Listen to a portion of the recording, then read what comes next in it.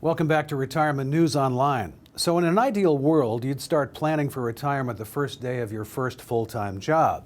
But if you're playing catch-up, like most people in the real world, there are several important steps you can and should take today to ensure you have a successful and lasting retirement. My guest, David Grossbard, who practices in Englewood Cliffs, New Jersey.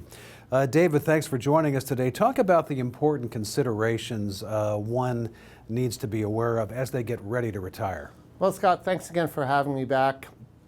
And one of the things as you get closer to retirement, and I'll just start a little backwards, is as we're younger and we start allocating our funds towards retirement, and I hope that everybody is preparing as far as company 401ks or IRAs or whatever it may be. But the early part, when you still have time ahead of you, you really want to have an asset allocation that's geared towards growth, and you can withstand some of the turbulence in the markets by having time ahead of you. As you start to mature and start to get in your 50s and even older, well, there are a few things. Number one is there are some catch-up provisions that are allowed where you can increase your allocations.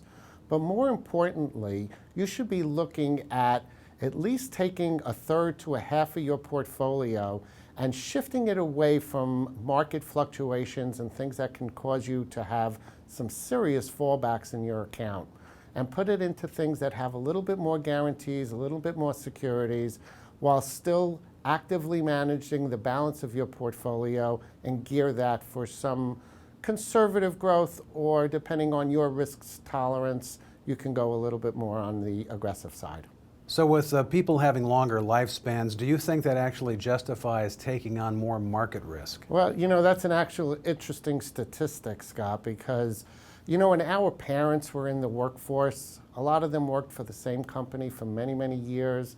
They would retire at age 65, they'd get a gold watch, a pension plan, and actually about a 7-year life expectancy. In today's day and age, it's a little bit different. First of all, most people don't work for the same company for this long amount of period of time. And really, there are no pension plans available within your company.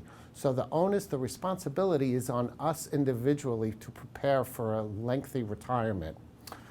The average 65-year-old woman has an 18-year life expectancy on average.